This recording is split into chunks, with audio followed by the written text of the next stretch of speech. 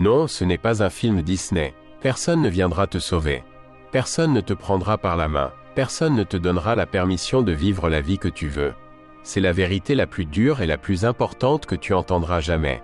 Car tant que tu restes là à attendre des mains tendues et de la compréhension, tu restes enchaîné à une dépendance qui te dévore. Arrête de chercher la force à l'extérieur et reste debout, même lorsque tout autour de toi s'écroule. Ainsi, la solitude devient ta meilleure maîtresse car elle te balance en plein visage la question des questions. Qui es-tu vraiment? Et c'est seulement alors que tu apprendras à écouter ta voix dans le silence le plus féroce. Attendre un soutien extérieur est la stratégie parfaite pour rester immobile et malheureux. Personne n'a l'obligation de t'aider. Chacun a déjà suffisamment de ses propres combats. Dans les films Disney et à la maternelle, oui, les renforts arrivent toujours au bon moment, mais ici, dans la vie adulte, non, ça n'arrive pas. Ce n'est que lorsque tu cesses d'appeler à l'aide à l'extérieur que tu peux devenir un être humain digne de respect. Le respect de soi naît lorsque tu comprends que tu te suffis à toi-même. Cela ne signifie pas se fermer à l'amour, mais cesser d'agir par manque. C'est se compléter, choisir, créer. À partir de là, tu marches la tête haute, le regard fixé droit devant, les pieds solides et la volonté de faire, que tu sois entouré d'une foule ou complètement seul. Donc, première chose, l'aide extérieure n'est pas une option. Deuxième chose, arrêtez de se plaindre. Ne jamais se plaindre, ni en public, ni seul, ni en parole, ni en pensée. Jamais.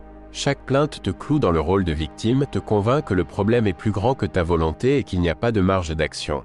Celui qui s'habitue à pointer du doigt le système, les autres ou lui-même, finit vidé. La vérité est simple et implacable. La plainte ne résout rien, n'approche pas des objectifs, affaiblit. Celui qui a le courage de se regarder dans le miroir et de se demander combien de souffrances il a nourri par sa passivité et ses actions manquées peut enfin décider d'arrêter de s'apitoyer et commencer à bouger. Face à chaque problème, la question devient « Que puis-je faire ?» Et là où il y avait des murs apparaissent des routes, là où il y avait de la colère apparaît l'élan, là où il y avait l'envie d'abandonner naît l'action.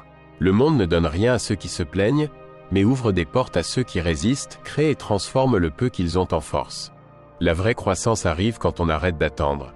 La vraie discipline naît quand personne ne regarde, quand il n'y a ni délai ni regard braqué sur toi, quand le seul juge est ta conscience. Tant qu'il y a des règles imposées, on bouge. Dès qu'elles disparaissent, les excuses prennent le dessus. Le déclic, c'est de devenir ta propre autorité, ton propre patron, ton propre coach. On n'agit plus pour plaire aux autres, mais pour ne pas se trahir soi-même. La parole donnée devient sacrée. Si tu dis « je le ferai », tu le fais. Cette discipline n'est pas une prison, mais une pure liberté. Cela signifie pouvoir avoir confiance en ta promesse même dans les pires jours, et ce respect-là n'a pas de prix. Une autre chaîne à briser est la dépendance à l'approbation d'autrui. Celui qui vit pour un bravo, un je t'admire ou un tu es sur la bonne voie, est condamné à être déçu lorsque ses validations manquent. La vraie liberté, c'est se donner du crédit, se corriger avec honnêteté et soutenir sa vision même, et surtout quand personne ne la comprend. Il n'est pas nécessaire d'avoir la permission d'exister, et on ne s'arrête pas face au silence des autres. Il suffit de savoir au fond de soi que l'on respecte ses propres principes. La force d'une personne se mesure aussi à la vitesse à laquelle elle se relève. Celui qui se laisse écraser par la culpabilité après une erreur reste bloqué, immobile. Celui qui se relève vite se demande « Que puis-je faire maintenant pour revenir sur la bonne voie ?» et agit, sans transformer les émotions en excuses, grandit en puissance.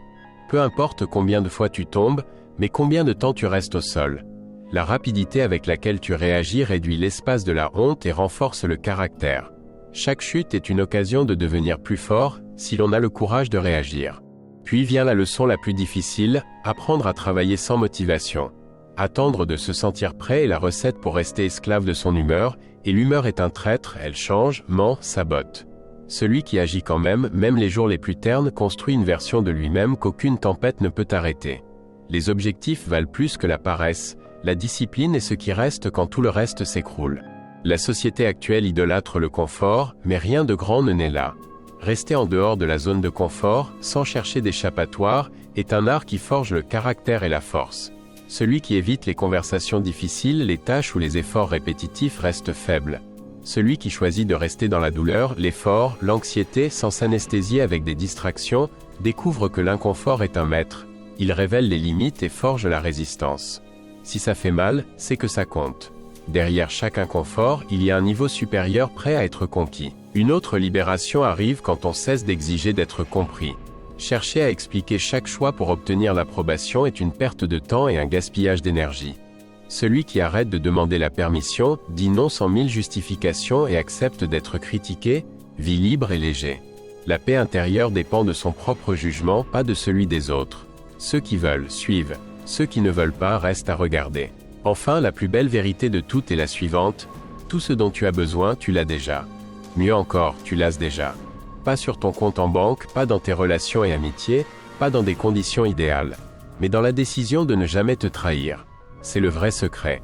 Celui qui peut compter uniquement sur lui-même peut tout affronter. Le monde peut s'écrouler, les gens peuvent partir, les conditions peuvent changer, mais celui qui a appris à ne pas dépendre, à ne pas attendre, à ne pas mendier de soutien, reste debout. Il ne désire pas, il décide. Il ne fuit pas, il affronte. Il ne demande pas, il crée. C'est ce type d'individu qui change sa vie. Celui qui se bat même seul, qui n'attend rien, qui transforme chaque pas en un choix de liberté. Et quand on arrive là, on ne revient pas en arrière, parce qu'il devient clair, tout ce que l'on cherchait à l'extérieur a toujours été à l'intérieur. Il suffit de décider, commencer et résister, même dans le silence le plus assourdissant, jusqu'à la fin. Sans s'arrêter, sans demander la permission, sans peur. Alors arrête d'attendre. Personne ne viendra, personne ne te prendra par la main, personne ne te donnera le feu vert.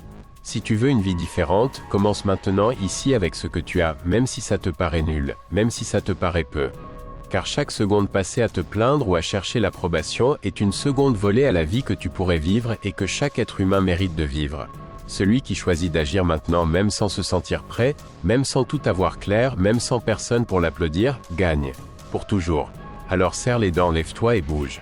Pas demain, pas quand le moment sera venu. Maintenant, le feras-tu ?